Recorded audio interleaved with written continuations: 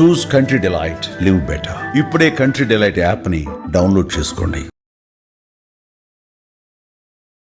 నమస్తే అండి సురేష్ బాబు గారు. కీర్తి గారు నమస్కారం అండి. సో జూలై 1 నుంచి 31 వరకు మీన రాశి వారికి ఎలా ఉంటుందో తెలుసుకుందాం. సో మీన రాశి జూలై మంత్ మనం చూసుకుంటే వీళ్ళకి మిక్స్డ్గా ఉండి పాజిటివ్ సైడ్గా ఉంటుంది. అమ్మా ఇది మన షష్టగ్రహ కూటమి తర్వాత మీన రాశి వారికి పాజిటివ్ అన్నమాట ఇప్పుడే వింటున్నాం కదండి. పాజిటివ్గానే ఉంటుందండి, టెన్షన్ పడిన అవసరం లేదు. మిక్స్డ్గా ఉండి పాజిటివ్ సైడ్లో ఎక్కువ ఉంటారు. కొంచెం ఛాలెంజెస్ ఉన్నాయి, బట్ ఓవరాల్గా పాజిటివ్గా ఉంటారని మనం చెప్పుకోవచ్చు. ఇందులో మనకి ఈ మీనరాశి వాళ్ళకి కొన్ని విశిష్టత గల రోజులు ఉన్నాయండి జూలై మంత్లో. ఇవి ఈ మీనరాశి వాళ్ళకి కొంచెం ఆల్రెడీ ఇబ్బందులు పడి కొంచెం టఫ్ అయిన సిచ్యువేషన్లో ఉన్నారు కాబట్టి ఇవి వీళ్ళకి చెప్తే, అంటే ఎలాంటి జ్యోతిష్కుల్ని ఎవరిని కన్సల్ట్ అవ్వకుండా వాళ్ళకున్న ప్రాబ్లం బేస్ చేసుకొని ఈ పండుగలు కనుక జరుపుకుంటే చాలా ఆ ప్రాబ్లమ్స్ అన్నీ పోతాయండి. ఒకటి వీళ్ళు చేయాల్సిన ఫస్ట్ ఏంటంటేనండి, ఆషాఢ నవరాత్రి ఇది జూన్ 26 నుంచి జూలై 4 వరకు జరుగుతుందండి. ఎవరికైతే భార్యాభర్తల మధ్య గొడవలు అయిపోయాయి, అవి ఆల్మోస్ట్ డైవర్స్ దాకా వెళ్ళిపోయి, లేదంటే డైవర్స్ అంతా ఈ లీగల్ ఇష్యూస్ అంతా బ్యాటిలింగ్ అంతా నడుస్తూ ఉంటుందో వాళ్ళు కనుక ఈ వారాహి నవరాత్రి కనుక జరుపుకుంటే వాటిలోంచి బయటపడిపోతారండి. ఓకే. రెండోది అగ్రికల్చరల్ ప్రొడక్ట్స్, లేదంటే పంట దిగుబడి సరిగా లేకుండా అప్పులు అయిపోయి కౌలు తీసుకుంటున్నాము, మళ్ళీ అప్పులు ఇవి చేయక పొలాలు ఉందాము అని చెప్పేసి ఎవరైతే కనుక అనుకోండి ప్రాబ్లమ్స్లో ఉన్నారో వాళ్ళకి కూడా చేసుకోవచ్చు. మూడోది ముఖ్యంగా రియల్ ఎస్టేట్, ఎవరైతే కనుక సరిగ్గా బిజినెస్ లేదండి ఇబ్బందుల్లో ఉన్నాం అనుకుంటున్న వాళ్ళు కూడా ఈ ముగ్గురికి కనుక ఎలాంటి సమస్యలు ఉన్నా ఈ వారాహి నవరాత్రుల్ని భక్తిగా శ్రద్ధగా సింపుల్గా చేసుకున్నా కానీ రిజల్ట్ చాలా అమితంగా ఉంటుందండి. ఒకటి సింపుల్ కంటే నేను చాలా మందికి ఏం సజెస్ట్ చేస్తానంటే వాళ్ళంతా బిజీగా ఉంటారు, కార్పొరేట్ లైఫ్లో ఉంటూ ఉంటారు, ఎంప్లాయీస్ అంత టైం ఉండదు. ఈ నవరాత్రులు చేసుకోవడానికి ఉన్న వాళ్ళకి ఏంటంటే అట్లీస్ట్ ఒక హాఫ్ అన్ అవర్ టైం వీళ్ళు స్పెండ్ చేస్తే అమ్మవారికి రాత్రి 8 తర్వాత ధూపం వేయాలండి. అమ్మవారి ఫోటో ఒకటి పెట్టుకొని తర్వాత పంచోపచార పూజ అని ఉంటుందండి. 5 రకాల ఉపచారాలు ఉంటాయి. పూలతో, తర్వాత దీపము, నైవేద్యం, ఇలాంటి ఒక 5 రకాల ఉపచారాలు ఉంటాయి. అవి పూజ చేసి తర్వాత వీళ్ళు ఈ 9 days ఎవరితోనూ తిట్టకుండా గొడవ పడకుండా ఉండాలి. అది మెయిన్ కండిషన్ అండి. ఇవి కనుక చేస్తే ఖచ్చితంగా మంచి రిజల్ట్ ఉంటుంది. అంటే సింపుల్లో సింపుల్. ఇంకా చేయగలిగిన వాళ్ళు షోడోపచార, లేదంటే మనకి అష్టోత్తర శతనామం అని ఉంటుందండి. ఈ అష్టోత్తర శతనామం అమ్మవారు చదువుకున్నా కానీ ఈ 9 days చాలా బాగుంటుంది.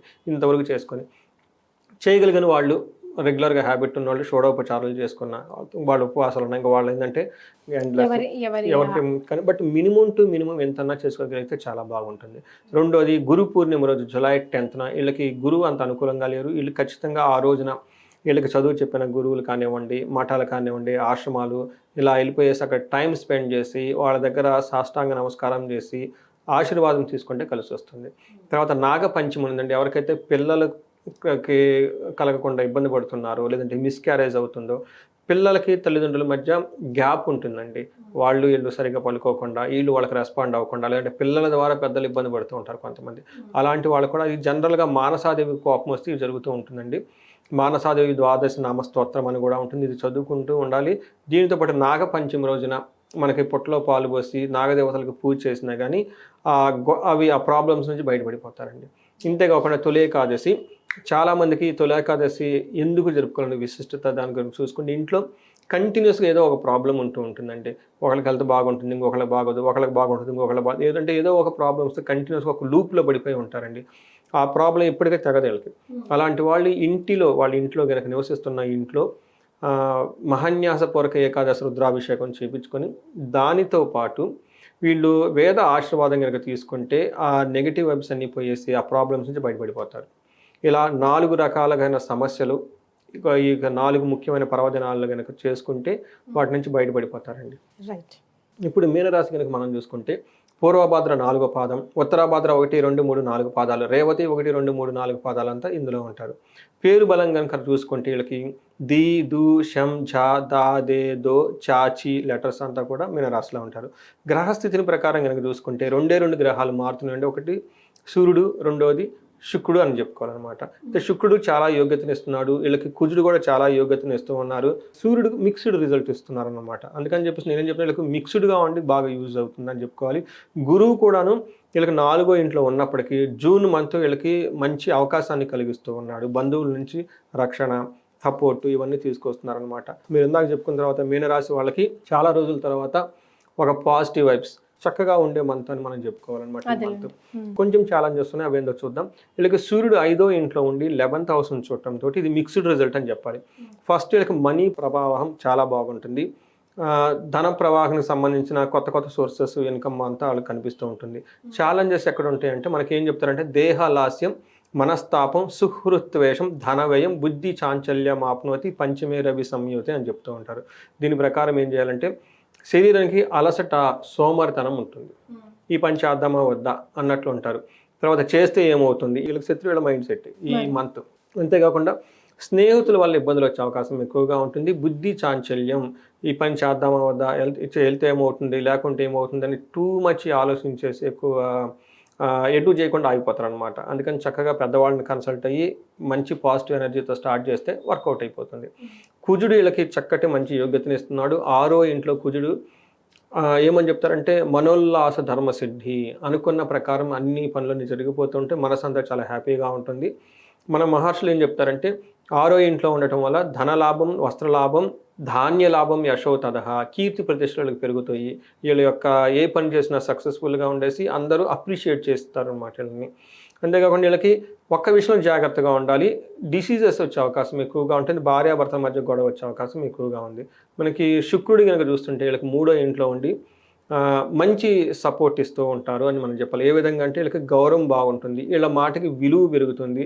అంతేకాకుండా వీళ్ళు ఏదైనా కానీ పని చెప్పినా కానీ దానికి ఇంపార్టెన్స్ ఇచ్చేసి ఎదురు వాళ్ళు చక్కగా రెస్పాండ్ అవుతూ ఉంటారు అనమాట. వ్యాపారంలో కొంచెం జాగ్రత్తగా ఉండాలి.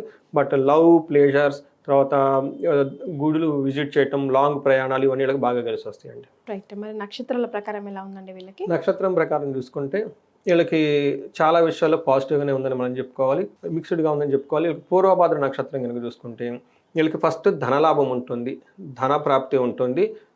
ఇది పాజిటివ్ సైడ్లో. నెగిటివ్ సైడ్లో కనుక చూసుకుంటే ధనంతో ఇబ్బంది పడిపోతారు, భయపడుతూ ఉంటారు. సో అందుకని భయం అనేది అగైన్ ఇది మెంటల్ ఫ్యాకల్టీ కాబట్టి కొంచెం జాగ్రత్తగా ఉంటుంది. ఈ భయం కూడా మోస్ట్లీ ధనానికి సంబంధించిన విషయాల్లోనే వీళ్ళకి భయం ఉంటుంది. ఉత్తరాభాద్ర నక్షత్రం వాళ్ళకి జయప్రదంగా ఉంటుంది, ధన ప్రాప్తి ఉంటుంది, విశేష ధన లాభం చూపిస్తుంది. వీళ్ళకి ఒకటి బంధనము, భయపడే సిచ్యువేషన్ కనిపిస్తూ ఉంటుంది. తర్వాత రేవతి నక్షత్రం వాళ్ళకి ఇలా జయప్రదంగా ఉంటుంది. ఈ మాసం అంతా ధన ప్రాప్తి చక్కగా ఉంటుంది, ధనలాభము కనిపిస్తూ ఉంటుంది. అయితే ధనము ఖర్చు అవుతుంది, బంధనము ఉండే సిచ్యువేషన్ ఎక్కువగా ఉంది. ఇక్కడ బంధనం అంటే మనం ఏమనుకోవాలంటే క్లారిటీ ఉండదు ఫ్యూచర్ గురించి. తర్వాత ఎలాంటి ఆపర్చునిటీలు చుట్టూ ఉన్నాయి, అది తీసుకుంటే కలిసి వస్తుందా లేదంటే కలిసి రాదా అన్న ఒక సందిగ్ధత ఉండే అవకాశం ఎక్కువగా ఉంది. వీళ్ళు పెద్దవాళ్ళని కానివ్వండి, లేదంటే ఎక్స్పర్ట్స్ని కానివ్వండి, లేదంటే ఆస్ట్రాలజికల్ కన్సల్టేషన్ తీసుకుంటే వాళ్ళ చేయబోయే పనికి ఎలా ఉంటుంది ఏంటి రిజల్ట్ అంటే ముందుగా తెలుసుకుంటే చాలా బాగుంటుందండి. దీంతో పాటు ఉత్తరాభాద్ర నక్షత్రం వాళ్ళకి స్త్రీ నాశనం అని చెప్తారు. అంటే వీళ్ళ ఇంట్లో ఎవరైనా కనుక లేడీస్ కానీ ఎవరైనా కనుక ఉంటే వాళ్ళకి హెల్త్ బాగోలేకపోతే, లేదంటే వాళ్ళకి ఏదైనా కనుక ప్రాబ్లం వచ్చి ఆ ప్రాబ్లం ఇండైరెక్ట్గా వీళ్ళ మీద పడుతుంది. రేవతి నక్షత్రం వాళ్ళకి కూడా అలానే స్త్రీ నాశనం ఉంటుంది. స్త్రీలు అయితే పురుష నాశనం అని చెప్తారు. అంటే వాళ్ళ ఇంట్లో ఉన్న జెంట్స్కి ఎవరికైనా హెల్త్ బాగోలేకపోవటము, లేదంటే వాళ్ళు వీళ్ళకి సపోర్ట్ ఇవ్వటము, వాళ్ళకి ఏదైనా ప్రాబ్లం వచ్చి ఇండైరెక్ట్గా వీళ్ళకి ప్రాబ్లం అయ్యే అవకాశం ఎక్కువగా ఉంది. సో మిగతా విషయాలన్నింటిలో ఒక రకంగా చూసుకుంటే మోడరేట్గా నుంచి పాజిటివ్ సైడ్లో ఉందని మనం చెప్పుకోవచ్చు రిజల్ట్ అంతా. రైట్. మరి మీన రాశి వారు ఈ జూలై 1 నుంచి 31 వరకు ఎలాంటి రెమెడీస్ పాటించాలంటారు? బేసికల్గా రెమెడీస్ ఈ రాశి వాళ్ళకి మన ఇద్దరు కాంబినేషన్లో చేసిన ఉగాది రాశి ఫలాలు ఉన్నాయండి. మీన రాశి గురించి చాలా డిస్కస్ చేసాము. అందులో చాలా రెమెడీస్ వీళ్ళు చేయాలి. ఎందుకంటే ఏలినాటి శని వీళ్ళకి పీక్ స్టేజ్లో ఉంది.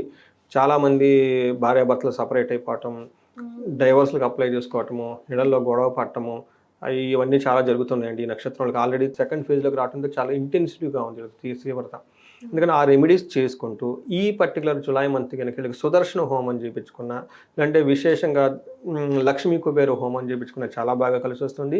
వీళ్ళకి నేను ఏం చెప్తానంటే వీళ్ళని ఎక్కువసార్లు రుద్రాభిషేకం చేయించుకోవటం, శ్రీశైలం వెళ్ళి రావటం, తర్వాత ఇంకా ఎవరైనా కనుక తిరునల్లారని శనికి సంబంధించిన టెంపుల్స్ విజిట్ చేయటం, ఇవన్నీ చేస్తూ ఉంటే చాలా బాగుంటుంది. ఈ మంత్ పర్టికులర్గా సుదర్శన హోమం చేయించుకున్నా, కుబేర పాశుపత హోమం చేయించుకున్నా చాలా బాగా కలిసి వస్తుంది.